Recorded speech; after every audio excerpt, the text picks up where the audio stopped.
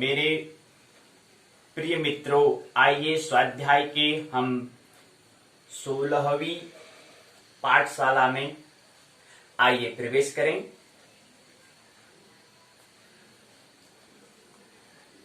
तो पिछले 6 दिनों से, छठा दिन आज है, पिछले 5 दिनों से और छठा आज जो है छठा दिन है। तो पिछले 5 दिनों से हम ज्योतिष के प्रथम प्रश्न पत्र ब्रह्मांड एवं काल के विषय के बारे में हम जो उनके पाठ हैं उनके बारे में हम समझ रहे हैं। पिछले 5 दिनों से उनके जो अध्याय हैं, जो चैप्टर हैं, उनको हम समझने का प्रयास यहाँ पर इस पाठशाला में कर रहे हैं। तो सबसे पहले हमने ब्रह्मांड एवं काल के अंतर्गत खंड जो पहला खगोल है उसके बारे में हम समझ चुके हैं, थोड़ा बहुत हम उससे सूचना हम ले चुके हैं। उसके बाद हम द्वितीय खंड काल के बारे में हम समझ रहे हैं, टाइम के बारे में समझ रहे हैं। पिछली हमने कल की बैठक में हमने और उससे पहले की बैठक में हमने अमुहूर्त काल, मुहूर्त काल के बारे में जाना। उसके बाद कल की बैठक में हमने सप्ताह, पक्ष, मास के बारे में और दूसरा है ऋतु, अयन, गोल वर्ष।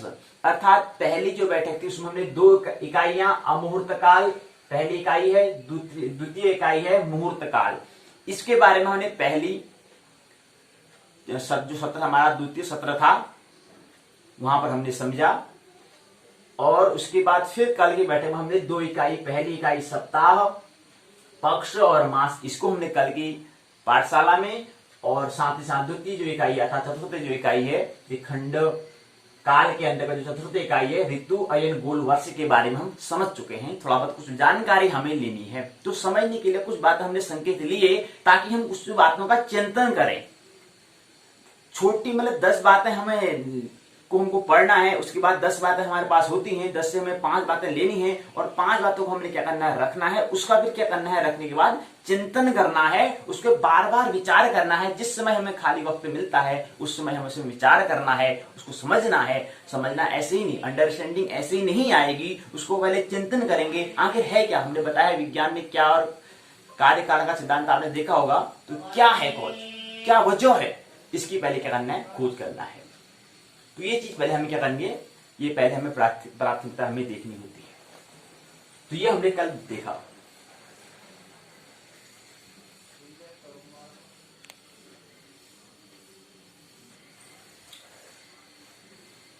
तो क्या है खोज, तो उसको हमने जब अपने स्मृति में रखना है, सम्यक स्मृति होनी चाहिए, ख्याल रहे।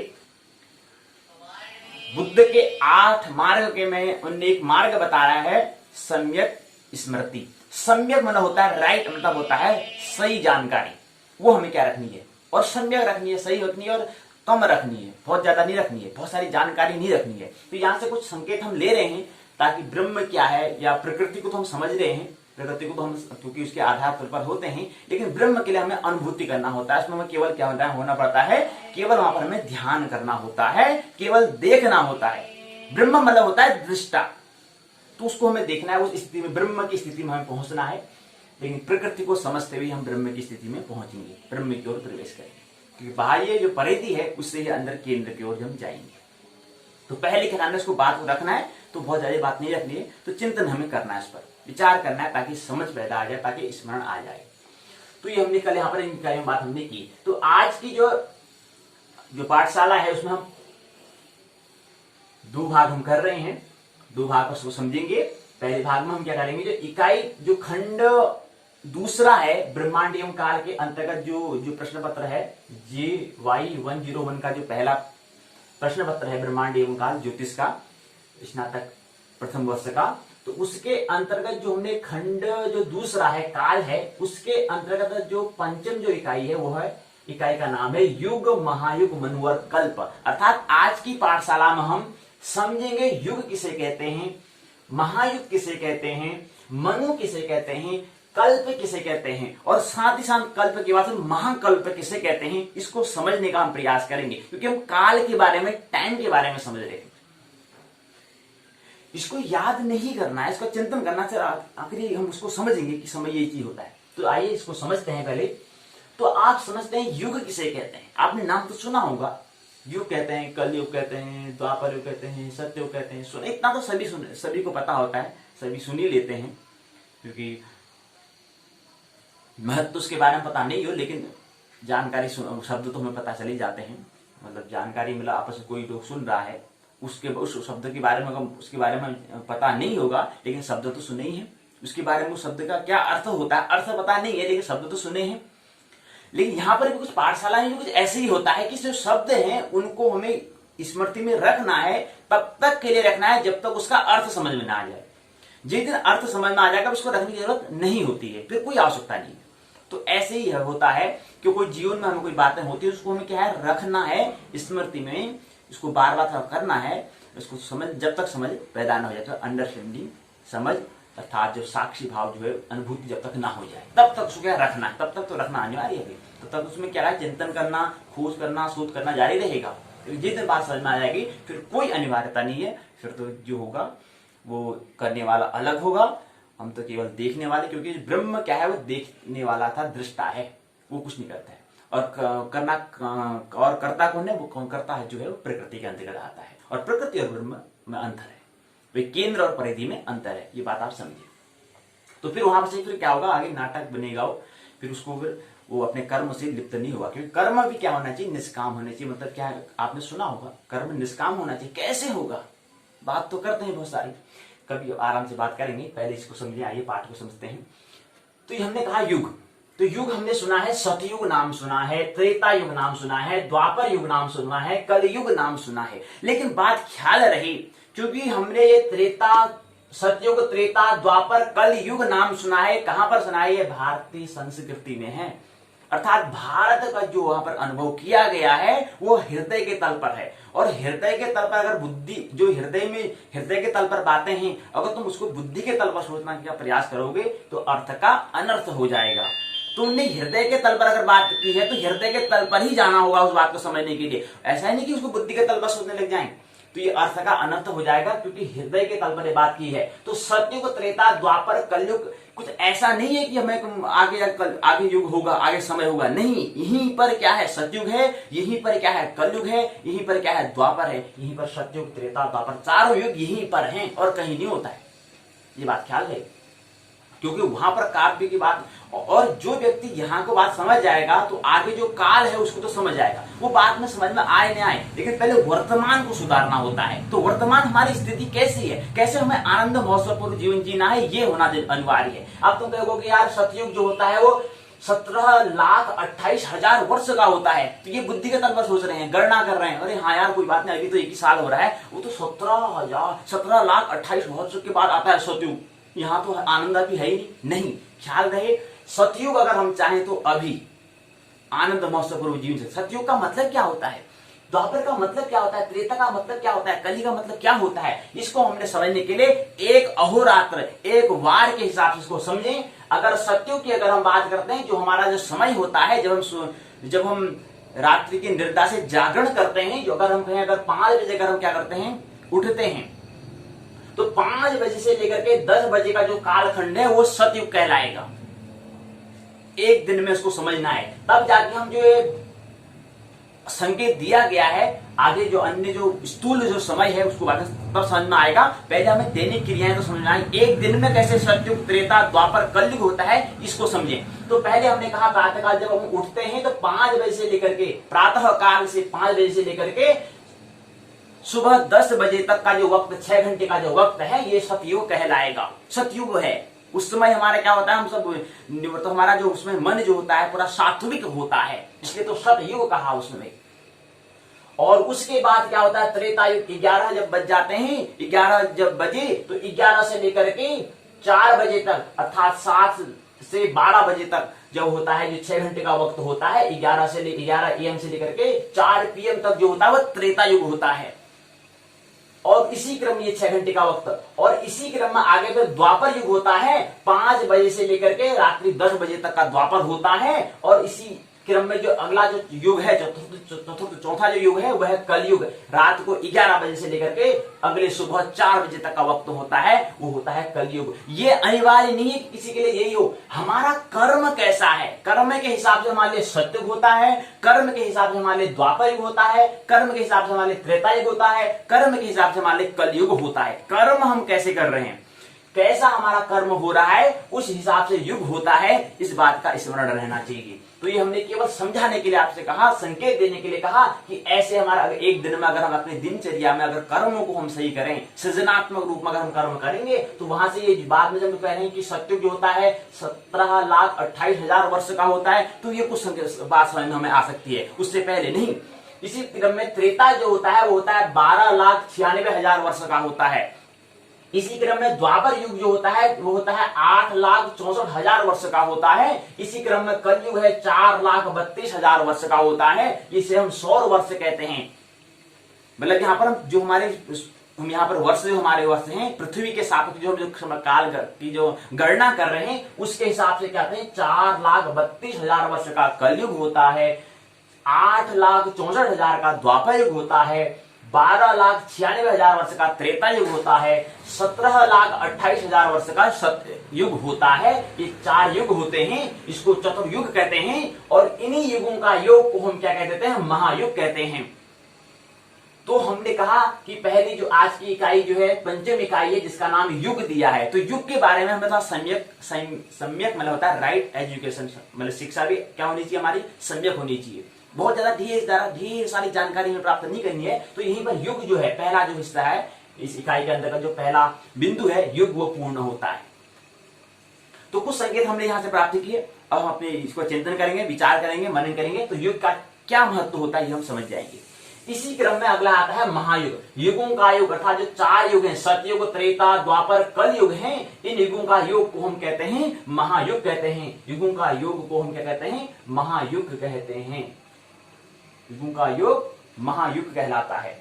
ये इस बात का आपको स्मरण रहना चाहिए।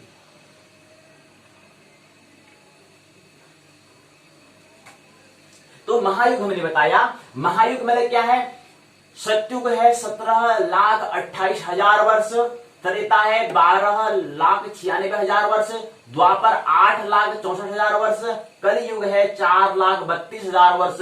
अब थोड़ा गणित है, थोड़ा मैथमेटिक्स है, थोड़ा गणना करो। इन चारों का अगर हम योग करते हैं, चारों को अगर हम जोड़ते हैं, मिलाते हैं, तो उसका योग जो बनता है वो योग बनता है तुम्हारा 43,20,000 वर्ष का बनता है। 43,20,000 वर्ष का अर्थात सौर वर्ष इसको हम कहते हैं। तो इसका मान क्या होता है, ये योग जो कहलाता है वो महायुग कहलाता है, चतुर्युग। क्योंकि 4 युगों का योग अर्थात जिसे महायुग कहते हैं, तो वो कितने, उसका मान कितना होता है, वो होता है 43,20,000 वर्ष के बराबर होता है। कितना समय, कितना है 43,20,000 वर्ष अपनी एक वर्ष। तो इस समय के हिसाब से हमें क्या करना है, समझना है। उसी क्रम में यहाँ पर महायुग हमने बताया 43,20,000 वर्ष होता है। अब इसी क्रम में अगला बिंदु है, दूसरा बिंदु महायुग था, तीसरा बिंदु है मनु। मनु जो होता है वो होता है 71 महायुग के बराबर एक मनु, एक मनवंतर। 71 महायुग जो हैं, 71 महायुग, एक महायुग का मान कितना है, 43,20,000 वर्ष होता है। अगर इसको हम 71 से गुणा करते हैं तो एक मनु बनता है, अर्थात एक मनवंतर बनता है। तो एक मनवंतर, एक मनु का मान बराबर क्या होता है, 71 महायुग। और 71 महायुग, 71 गुणा महायुग, एक महायुग में कितना मान होता है, 43,20,000 वर्ष का होता है। आइए इसी क्रम में हमने बताया है कि कल्प क्या होता है। कल्प लेके एक फॉर्मूला, एक सूत्र है कि एक कल्प जो कहलाता है वो बराबर होगा 15 संधियां प्लस 14 मनु। जो संधियां हैं 15 संधियां होती हैं और 14 मनु होते हैं। 14 मनु क्या है, अब इसको हम समझेंगे, ज्यादा विस्तार से नहीं, हल्का बहुत थोड़ा बहुत समझेंगे। तो 14 मनु होते हैं, 15 संधियां होती हैं, और एक संधि का जो मान होता है वो सतयुग के मान के बराबर होता है। और सतयुग का मान क्या है, 17,28,000 वर्ष होता है। ये बात समझ में स्मरण रही। तो एक संधि का मान 17,28,000 वर्ष है। तो 14 मनु। एक प्रश्न पूछा जा सकता है, प्रश्न पूछा जाना चाहिए कि कल्प में, एक कल्प में कितने मनु या कितनी संधियां होती हैं। तो प्रश्न का उत्तर होगा 14 मनु होते हैं। और अगर संधियां पूछेंगी तो 15 संधियां होती हैं। कल्प से पहले की संधि और बाकी से फिर 14 मनु होंगे तो साथ साथ मनु भी चलते रहेगा, संख्या भी चलते रहेंगे, लेकिन एक कल्प के पहले क्या होती है, संधि होती है। ये स्मरण रहना चाहिए।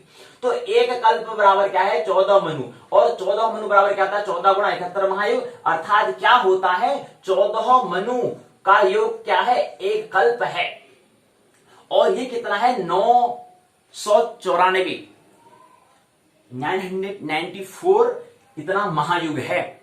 अर्थात कहने का मतलब है हमने 14 मनु कहा, लेकिन एक मनु में कितने होते हैं, एक मनु जो है 71 महायुग है। तो 14 जो है उसको अगर 71 महायुग से अगर हम उसको क्या करते हैं, गुणा करते हैं, तो ये क्या बन जाता है, 994 महायुग बन जाता है।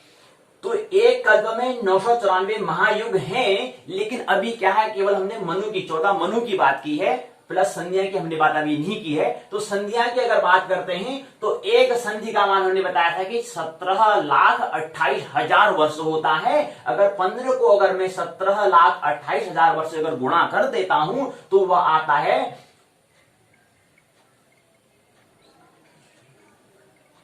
2,59,20,000 वर्ष आता है।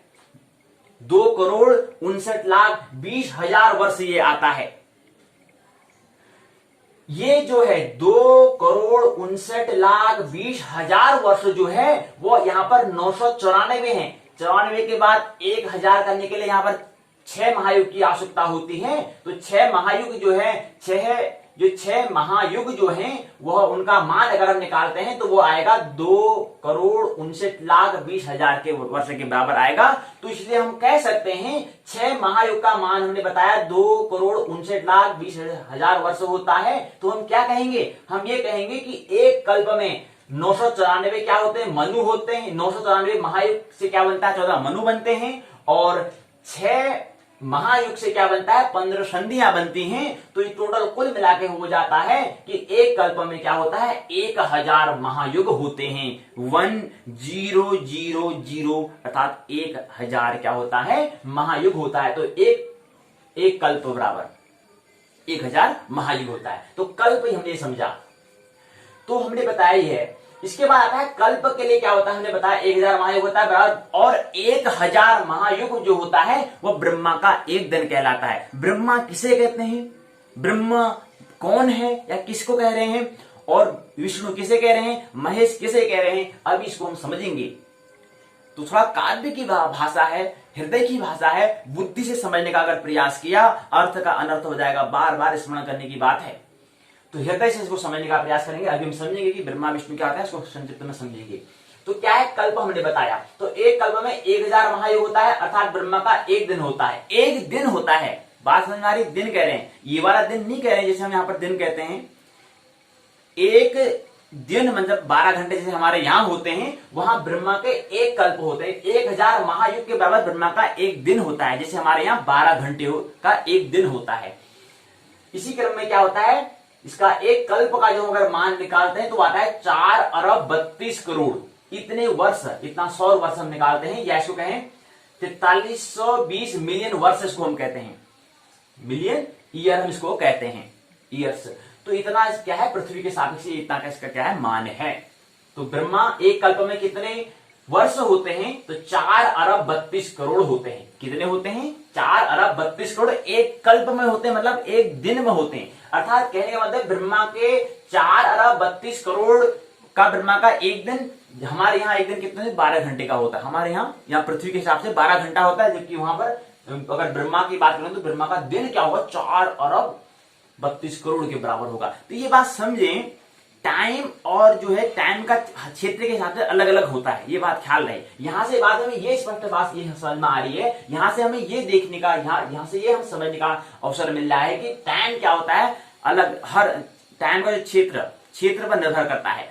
क्षेत्र अलग अलग है तो वहां पर टाइम अलग अलग होगा। तो कहीं पर क्या है, टाइम इतना होता है और कहीं पर टाइम इतना होता है। मतलब कहां पर, कहीं पर एक दिन जो है ब्रह्मा का एक दिन 4,32,00,00,000 इतना हो रहा है, जो पृथ्वी में हम दिन कहते हैं वो 12 घंटे का होता है। तो टाइम क्या होता है, क्षेत्र के हिसाब से अलग अलग होता है, ये स्मरण रहना चाहिए। यहां से बात ख्याल हमें ख्याल आ रही है, स्मरण हो रही है। तो दो कल्प हमने बताया कितने, एक कल्प में 2000, दो कल्प में 2000 महायुग होते हैं। और दो कल्प मतलब एक बार, हमारे यहाँ एक बार होता है, ब्रह्मा के वहां दो कल्प हो जाता है। उसको समझाने के लिए, क्योंकि हम वहां तो नहीं, हम यहाँ अपनी जो हमारे यहाँ पर वार है, मतलब अपना जो अहोरात्र है अर्थात एक दिन रात है, उसी के हिसाब से हम ब्रह्मा के दिन रात को हम समझ सकते हैं।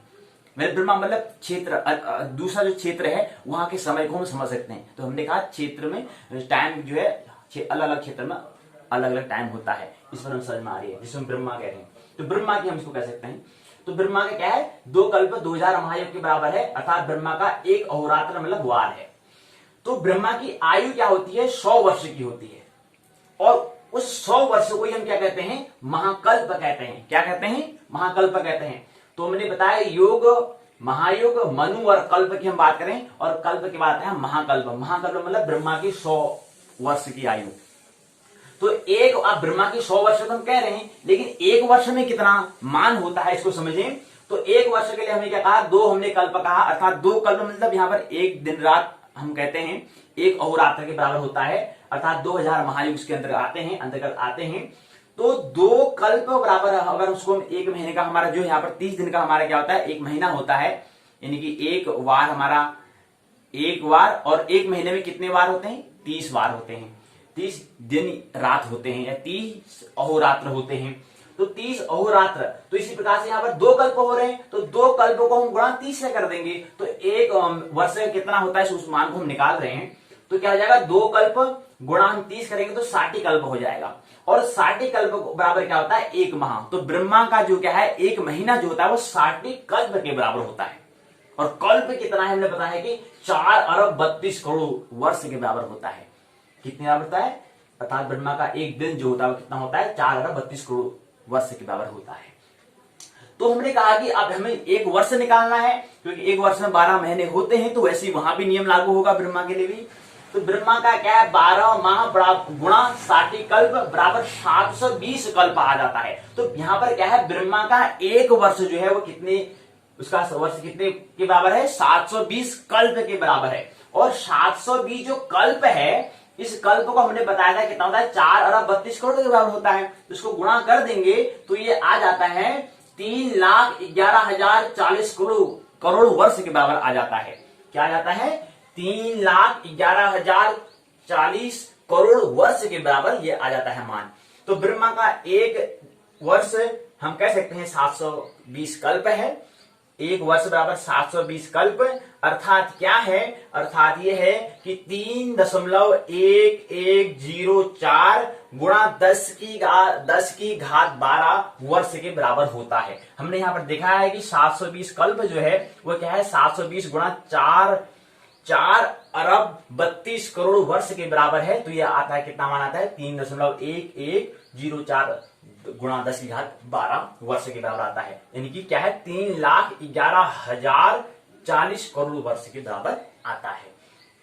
और हमने कहा कि ब्रह्मा की पूर्ण आयु कितनी होती है, 100 वर्ष की होती है। और 100 वर्ष में क्या होते हैं, 2 जीरो होते हैं, तो 2 जीरो और बढ़ा देंगे तो ये बन जाएगा 3.1104 गुणा 10 की घात 12 प्लस 2 कर देंगे, क्योंकि हमारा जो जीरो है, शून्य है, वह जुड़ जाता है। तो 12 प्लस 2 बराबर 14, तो 10 की घात 14 वर्ष इतना बराबर आ जाएगा, अर्थात 311 लाख करोड़ वर्ष हो जाएगा। कितना हो जाएगा, 311 लाख करोड़ वर्ष हो जाएगा।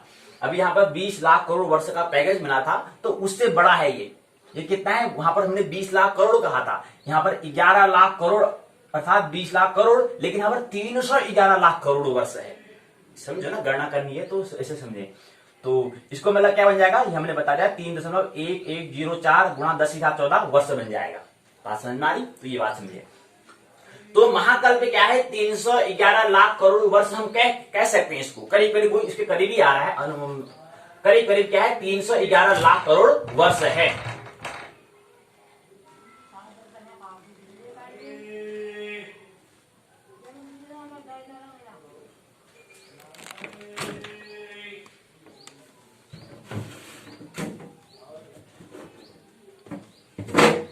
हम क्या बता रहे थे, हम ये कह रहे थे, हम क्या संकेत, क्या साझा कर रहे हैं बातों का, क्या संकेत ले रहे हैं क्या सूचना हम ले रहे हैं, क्या सिग्नल ले रहे हैं? हम सिग्नल ये ले रहे हैं कि महाकल्प जो होता है वह करीब करीब क्या आता है, 311 लाख करोड़ वर्ष होता है। 311 लाख करोड़। अभी हमने कहा था क्या पैकेज मिला था, आते पैकेज अभी मिला था, तो वो कितना मिला था, 20 लाख करोड़ मिला था, 20 लाख करोड़ रुपए मिला था। लेकिन हाँ वर्ष है, ये बात ख्याल रहे। लेकिन हमें क्या करना है, हमें तो गणेश से थोड़ा क्या है, मनोरंजन करना है, इसको खेल करना है। तो कोई भी मिल जाए, हमें पैसे से, ये वर्ष से कोई ज्यादा लेना देना नहीं है, हमें थोड़ा गणना करने में आनंद आता है, तो उसके लिए हम कहीं भी हमें मिल जाए, उससे हम उसके साथ हम खेलेंगे, खेल करेंगे। तो वही है 311 लाख करोड़ वर्ष, क्योंकि 3 दशमलव है क्या, ये 3,11,040 करोड़ वर्ष ही तो है। 3,11,000, 3 लाख हम करें, 3,311 लाख करोड़ करें, तो यहां पर क्या है, केवल 40 करोड़ तो बच जा रहा है खाली। तो 40 करोड़ को हम अनुमानतः क्या कर लेते हैं, करीब करीब 311 करोड़ वर्ष में बात कर लेते हैं इसको। ठीक है, तो महाकल्प में क्या होता है, ब्रह्मा भी लीन हो जाते हैं। कहां लीन हो जाते हैं, ब्रह्मा का भी एक समय है। वो समय कितना है, ब्रह्मा का जो समय अवधि, ब्रह्मा की मृत्यु की जो समय, जो मृत्यु टाइमिंग जो है, वो टाइमिंग क्या है, उस टाइमिंग को महाकल्प कहते हैं। वो कितना है, 3 लाख करोड़ वर्ष है। उसके बाद ब्रह्म भी क्या होते हैं, लीन हो जाते हैं, अर्थात उनकी भी क्या हो जाती है, मृत्यु हो जाती है। अर्थात हमने कहा था, कल भी कहा था कि जो जन्म लेगा वह मरेगा, निश्चित है, ये अनिवार्यता है। ये और बात इसको और गहराई से समझें कि जिस दिन जन्म होता है उसी दिन मृत्यु घटना प्रारंभ हो जाती है। इस बात का स्मरण रहना चाहिए।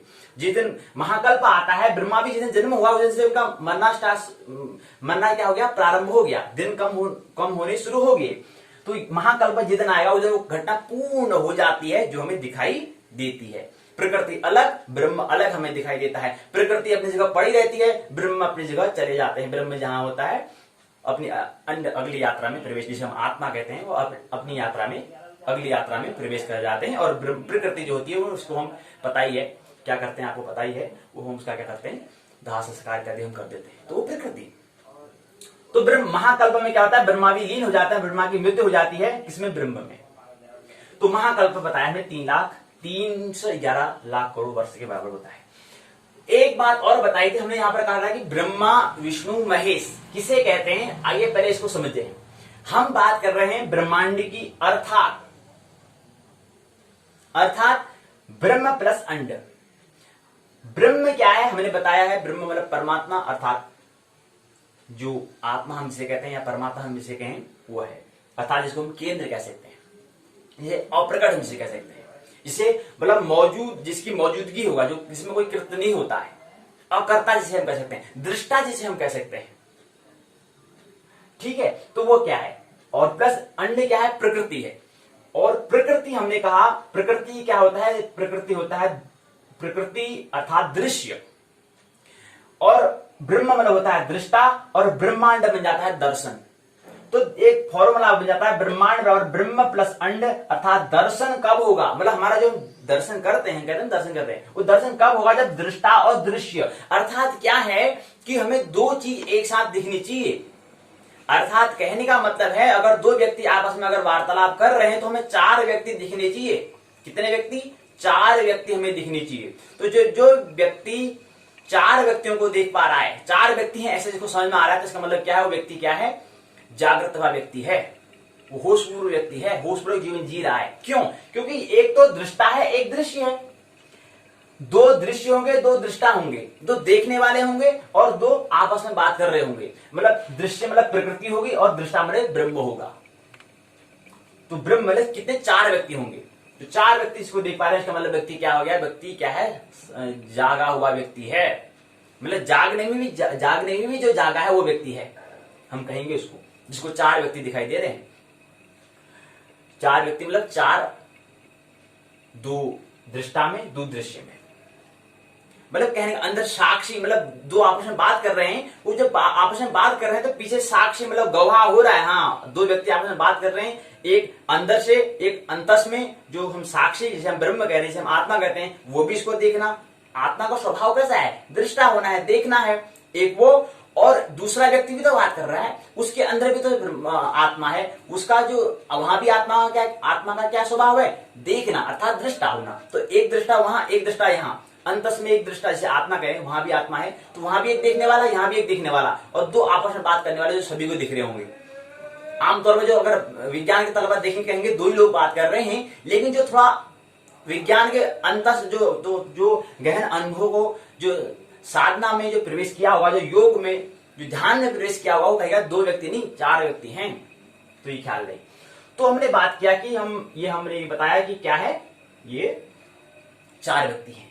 तो अब एक बात आती है कि हमने कहा कि ब्रह्मांड क्या है, उसको हम बता रहे थे। तो प्रकृति के रूप में हम बात कर रहे हैं। हम ये बता रहे थे कि जब ब्रह्मांड बराबर ब्रह्म प्लस अंड होता है, यहां से हम ये समझाने का, यहां से हम ये संकेत लेने का प्रयास कर रहे हैं, ये सिग्नल लेने का हम प्रयास कर रहे हैं कि क्या होता है, ब्रह्म प्लस अंड होता है। अर्थात यहां पर हम प्रकृति की बात हम बात कर रहे हैं। प्रकृति का दर्शन तो हम करेंगे, तो प्रकृति का दर्शन हम यहाँ पर कर रहे हैं, क्योंकि सभी लोग क्या करेंगे, प्रकृति का दर्शन ही करेंगे, लेकिन सबका देखना अलग अलग होगा। कोई क्या कर रहा होगा, देख रहा होगा, कोई दर्शन कर रहा होगा। याद रहे, हमारे यहाँ जो फिलोसफी जो है, हम कहते हैं दर्शन शास्त्र जिसे कहते हैं, फिलोसफी कहते हैं। आगे जो पीएचडी करता है डॉक्टर ऑफ फिलोसफी बनता है, तो यहाँ भारत में इसको दर्शन कहते हैं। दर्शन क्या है, दर्शन मतलब होता है कि दृष्टा होना, वो क्या कहलाता है, दर्शन कहलाता है। जैसे हम मंदिर में जाते हैं तो वहां पर भी क्या कहते हैं, दर्शन करने जाते हैं कहते हैं, देखने जाते हैं कभी नहीं कहेंगे। तो क्या है, हमें पता है हम दर्शन का मतलब क्या होता है।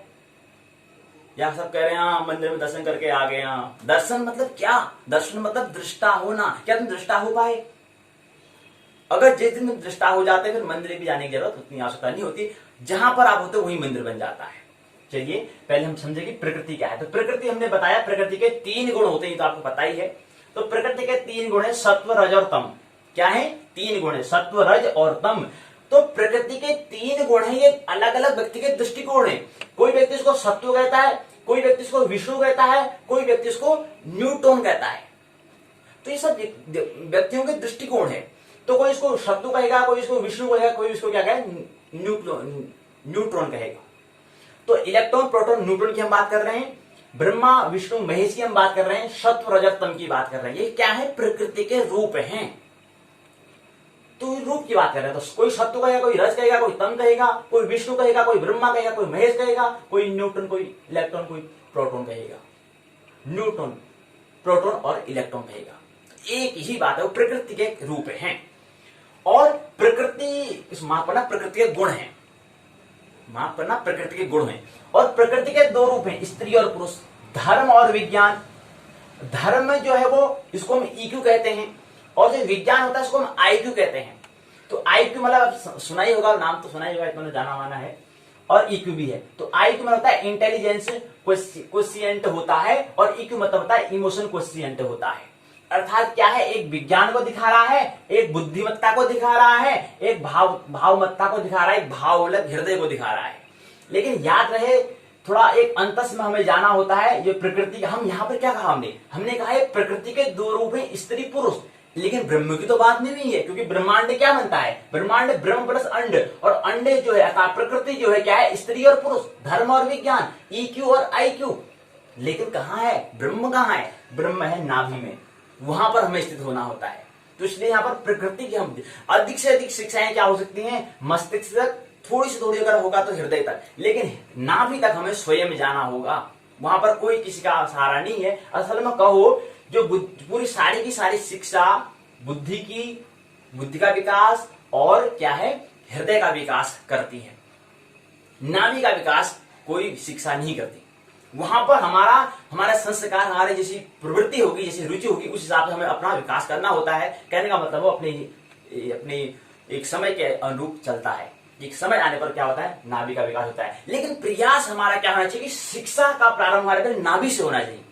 नाभि से क्या हो, सारी शिक्षा हमारी क्या हो, बुद्धि पर जोर न दे करके नाभि से प्रारंभ करना चाहिए। मैंने पिछली बैठक में बताया था कि हमारा क्या होना चाहिए कि जो हमारी जब गर्भाधान होता है, गर्भाधान से लेकर के 7 वर्ष तक जो हमारा वर्ष की जो आयु है, उस समय व्यक्ति को जो बालक है, जो बच्चे हैं, जो नई पीढ़ी है, उसको हमें किस चीज का हमें शिक्षा देनी चाहिए, नाभि स्थित शिक्षा हमें देनी चाहिए। और उसके बाद जब उसके 8 वर्ष में प्रवेश करता है, 8 वर्ष से 14 वर्ष उसकी हृदय स्थित ऐसी शिक्षा व्यवस्था होनी चाहिए। और उसके बाद जब वो 14 वर्ष से ऊपर को हो जाता है, 14 वर्ष 15 से जब उसका 15 वर्ष में प्रवेश करता है, 21 वर्ष तक जो 7 वर्ष का जो कालखंड है, तब इसका क्या करना चाहिए, बुद्धि पर जोर देना चाहिए। अर्थात विज्ञान का जन्म होना चाहिए, ऐसी व्यवस्था होनी चाहिए। तब जाके उसे कुछ इस जीवन में क्या है, साक्षात्कार हो सकता है, अर्थात कह सकते हैं कि मुक्ति की, मोक्ष की जो हम बात कर रहे हैं उस पर हम इसको और सहजता से और कम समय में उसको हम क्या कर सकते हैं, मुक्ति मोक्ष निर्माण की हम इसको और उसको हम प्रवेश करा सकते हैं, ऐसी व्यवस्था अगर हो तो ये हमने बात कर ली। तो ये हमने बताया कि क्या है ब्रह्मांड, ब्रह्मांड हमने बता दिया, दृष्टा दृश्य और दर्शन हमने बताया। और एक बात हम और कर रहे हैं कि हम यहाँ पर क्या है कि अभी तक हमने क्या दर्शन किया, इसलिए हम कहते हैं दर्शन का यहाँ पर किया। अब तक हमने क्या दर्शन किया हमने संक्षिप्त में आइए परिचित। खंड 2 जो काल है उसके अंतर्गत 5 इकाइयां हैं। सबसे पहले हमने काल की बात की थी।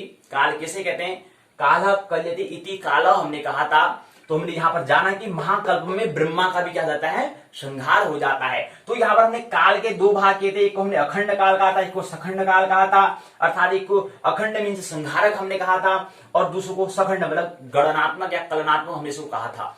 तो अभी हमने कहा था कि जो अखंड काल है संहारक मतलब लोक का जो विनाश हो जाता है, हमने जहां कहा ना ब्रह्मा का भी मृत्यु आती है, तो वो कौन सा काल होता है, वो अखंड काल होता है, संहारक काल होता है। और दूसरा क्या है, सखंड काल। सखंड काल में क्या है, गणनात्मक होता है। इसके अंतर्गत 2 काल आते हैं, एक होता है मूर्त, एक होता है अमूर्त। पहली और द्वितीय इकाई जो है वो क्रम से अमूर्त और मूर्त इकाई है। उसके बाद हमने तृतीय इकाई में सप्ताह, पक्ष, मास के बारे में समझा। सप्ताह किसे कहते हैं, पक्ष किसे कहते हैं, मास किसे कहते हैं, ये हमने समझा। उसके बाद चतुर्थ इकाई में ऋतु, अयन, गोल, वर्ष क्या है, ये हमने समझने का प्रयास किया चतुर्थ इकाई में।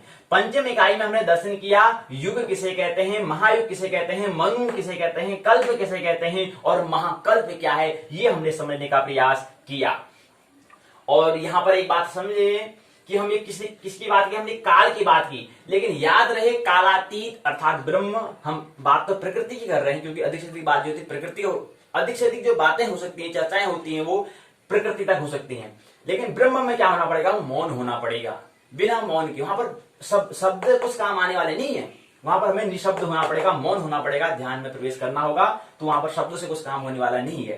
तो इसलिए प्रयास तो हमारा ब्रह्म में है, लेकिन हम साधन क्या है, शब्दों के माध्यम से ही कह सकते हैं। तो मजबूरी है इसलिए शब्दों के माध्यम से साझा करने का, तो ये मजबूरी है इसलिए मैं उसको साझा करने की। लेकिन याद रहे शब्दों के बिना भी संवाद हो सकता है। मौन संवाद आपने उल्लेख किया है, जब बुद्ध ने अपने शिष्य को मौन से संवाद किया था, उसमें से एक ही शिष्य निकला था, महाकाश्यप जिसे कहते हैं। तो महाकाश्यप और जब बुद्ध जब आपस में पूरी बात कर रहे थे, तो जो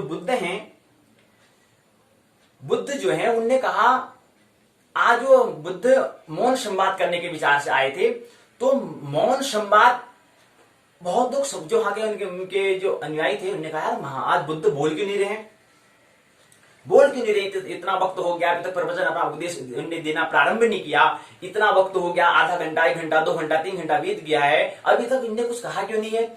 इतने में इतने सारे 50 लोगों में 49 लोग बैठे हैं, समझ लो कि 49 लोग बैठे हैं। तो उसमें एक व्यक्ति था महाकाश्यप। महाकाश्यप क्या है, इतने आधे घंटे, 2 घंटे, 3 घंटे बैठने के बाद भी महावीर की जो मौन वाणी है, शून्य वाणी है, बुद्ध की जो शून्य वाणी है, उसको सुन रहे थे। महावीर को या बुद्ध को उससे कोई ज्यादा फर्क नहीं है। अगर मैं महावीर की बात करता हूं तो बुद्ध भी इसमें आ जाते हैं।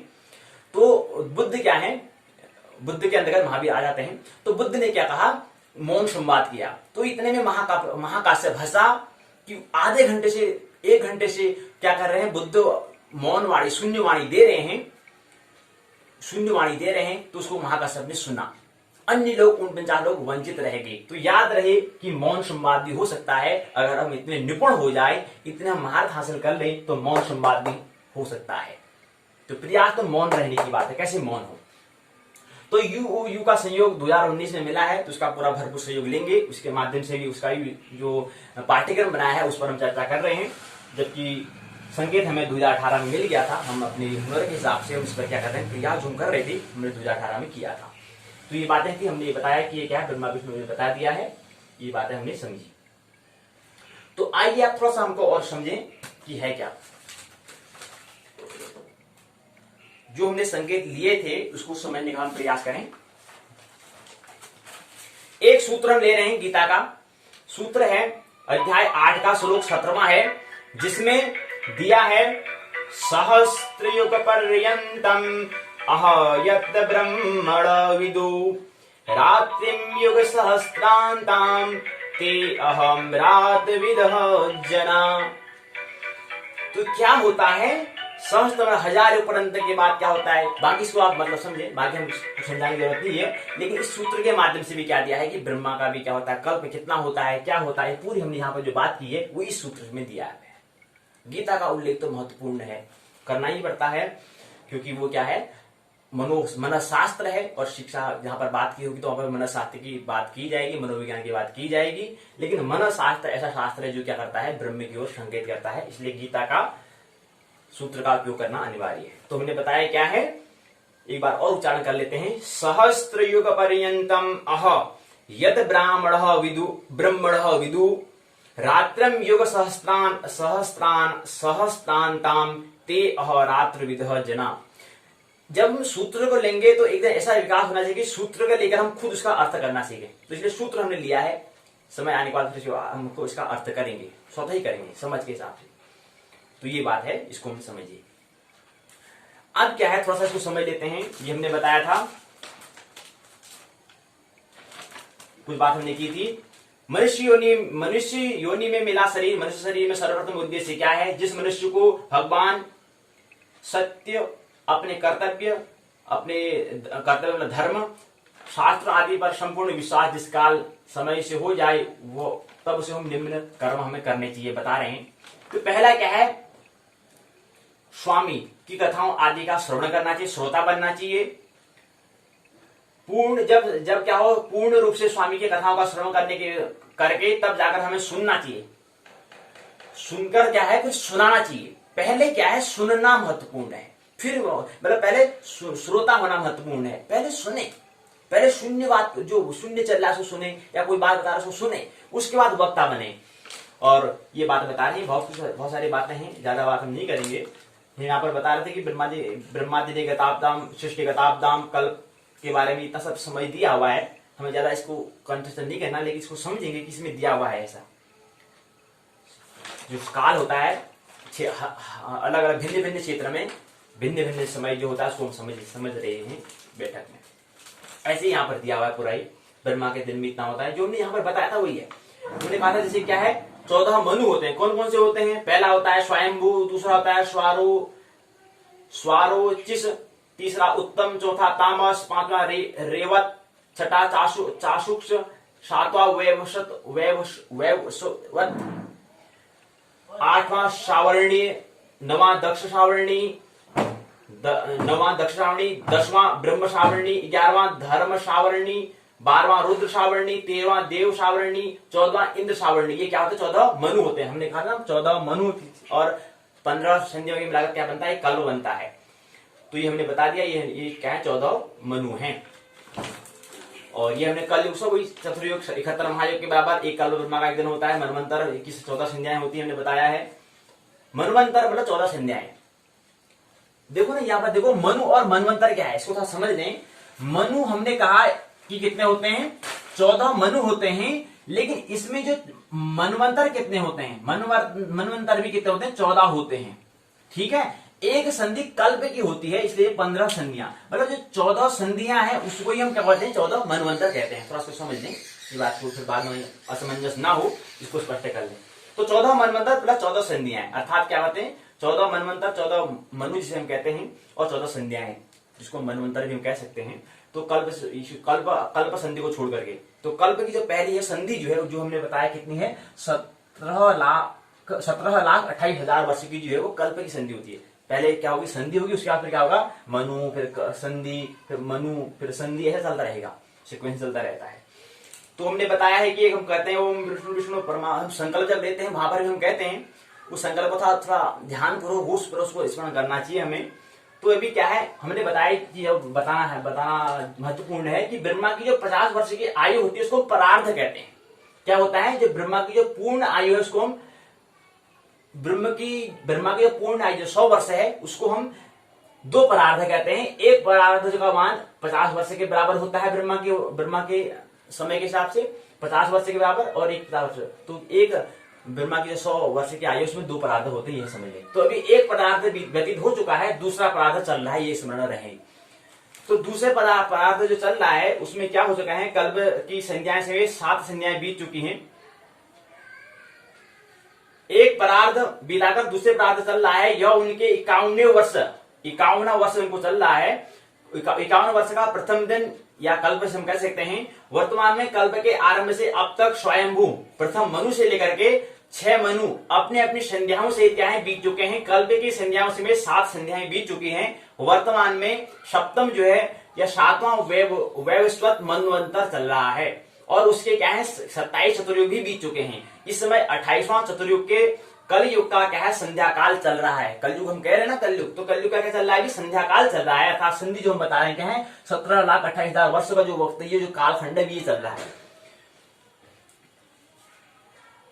ये बात है हमने, बाकी विक्रम संवत संवत्सर होते हैं हमने बता दिया, कल हमने बात कर ली है। संवत्सर क्या होता है हमने बात कर ली है, ज्यादा बताने की जरूरत नहीं है, बाकी आप समझदार हैं।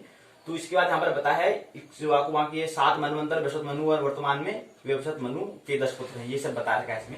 ये सारे बातें हैं जिनको समय संकेत लेने होते हैं। अब क्या होता है इसी क्रम में आइए एक सारांश तौर पर हम विश्वविद्यालय के पाठ्यक्रम में इसको समझते हैं। इसलिए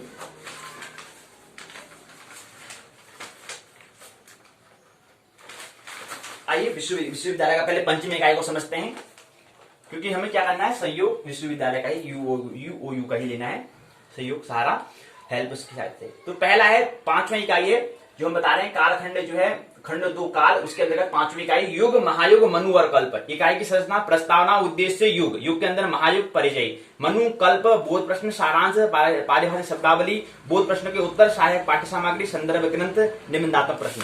आइए ये बता रहे हैं कि कौन सी है, खंड दूसरा है 5वीं इकाई युग महायुग मनु और कल्प की इकाई है। ये प्रस्तावना बताया, उद्देश्य बता रखा है, युग क्या है, महायुग किसे कहते हैं, मनु से आप क्या समझते हैं, कल्प क्या है।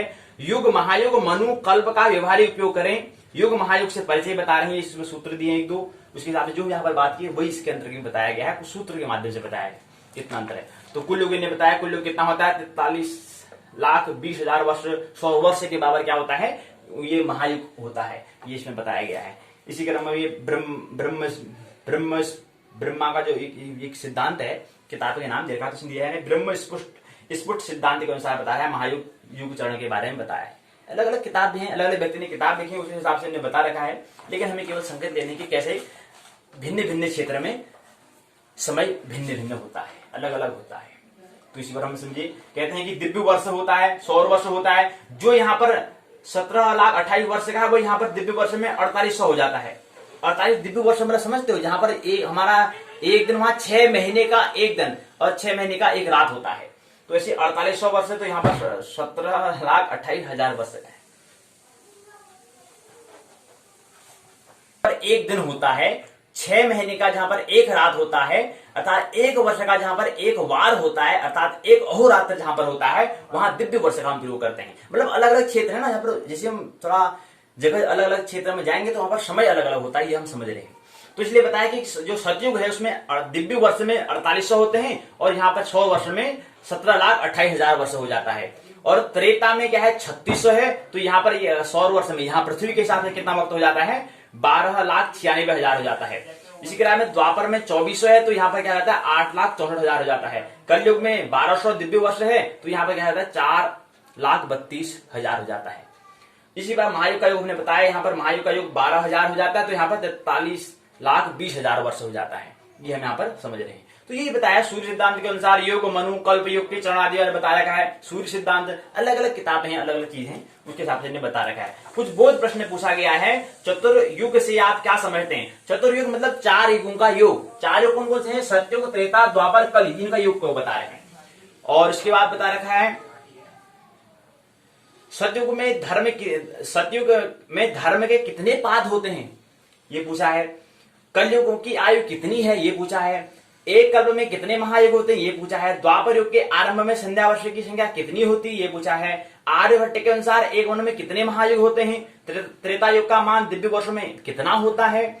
सूर्य सिद्धांत के अनुसार एक कल्प में कितने मनु होते हैं। संप्रति कौन सा मनवंतर चल रहा है, ये पूछा गया है। तो इस तरह से प्रश्न इसमें पूछे गए हैं।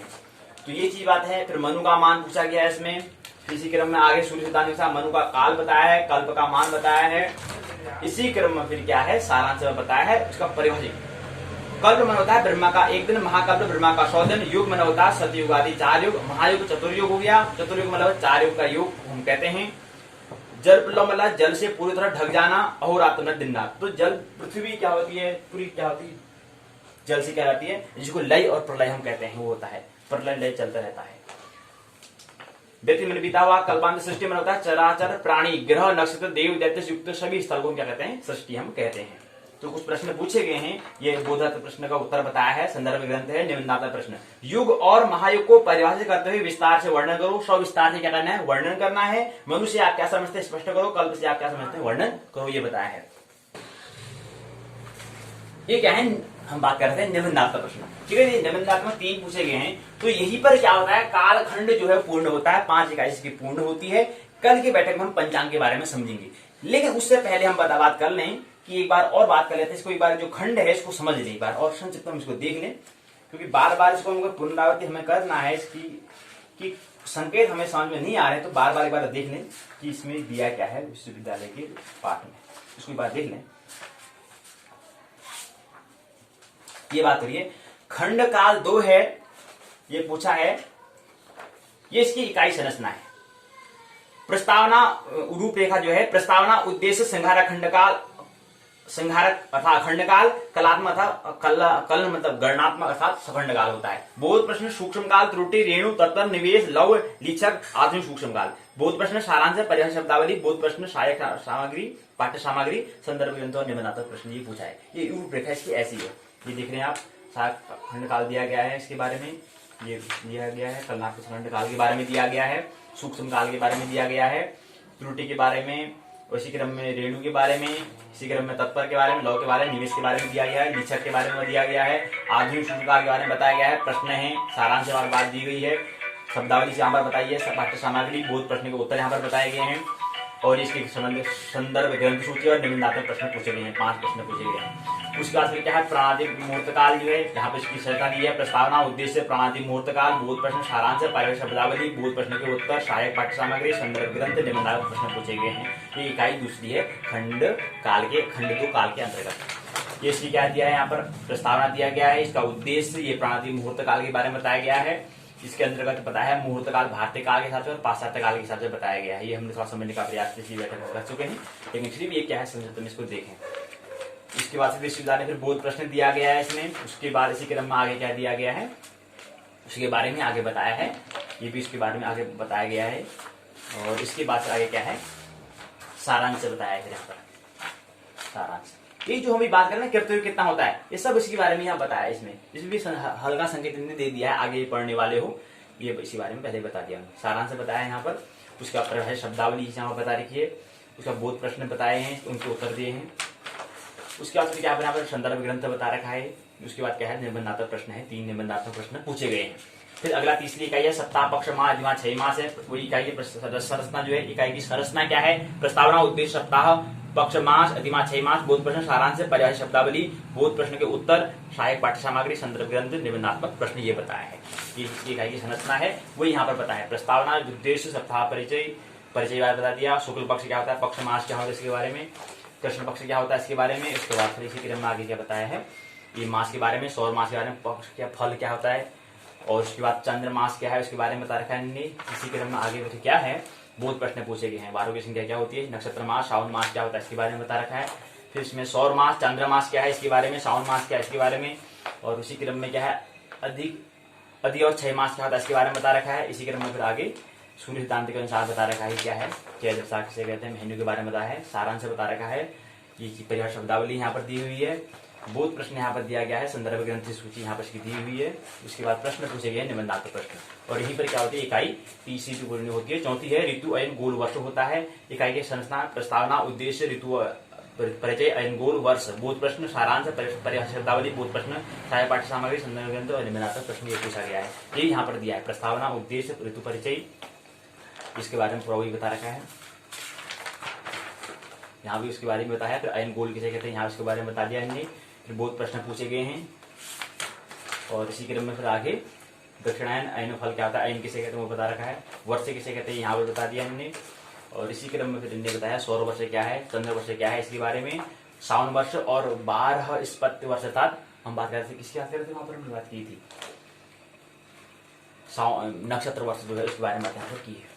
तो सारांश है, फिर यहाँ पर ये संवत्सर के बारे में बताया है, सारांश परिभाषित शब्दावली यहाँ पर दी हुई है, बहुत प्रश्न यहाँ पूछे गए हैं, संदर्भ के अंदर निबंधात्मक प्रश्न भी दिया गया है। और इसी क्रम में फिर यहाँ पर क्या होता है, आज का जो हमारी बैठक थी इकाई 5 उसके बारे में, युग महायुग मनु और कल्प के बारे में, इकाई संरचना प्रस्तावना उद्देश्य युग महायुग परिचय मनु कल्प बहुत प्रश्न सारांश परिभाषित शब्दावली बहुत प्रश्न सहायक पाठ्य सामग्री संदर्भ ग्रंथ निबंधात्मक प्रश्न दिया हुआ है। इसी क्रम में क्या है, प्रस्तावना है, उद्देश्य है, युग महायुग से परिचय क्या है इसके बारे में बताया है।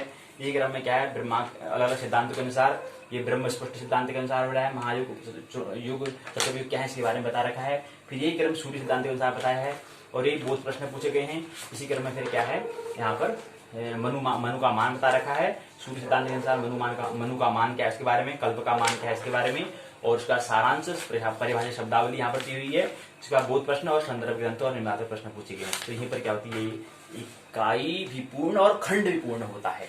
तो ये हमने समझा। कल की बैठक में हम यहाँ पर अगले खंड पंचांग से हम समझेंगे। तो मानने की आवश्यकता नहीं है, जानने की, चिंतन करने की, मनन करने की आवश्यकता है, एक आविष्कार करने की आवश्यकता है, एक ध्यानस्थ, एक स्थितप्रज्ञ, एक जागरूक व्यक्ति बनने की आवश्यकता है। मेरी बातों को इतने प्रेम पूर्वक शांति पूर्वक सुना, बहुत बहुत अनुग्रहित हूँ। अंत में सबके भीतर बैठे हुए परमात्मा को प्रणाम करता हूँ, मेरा प्रणाम स्वीकार करें।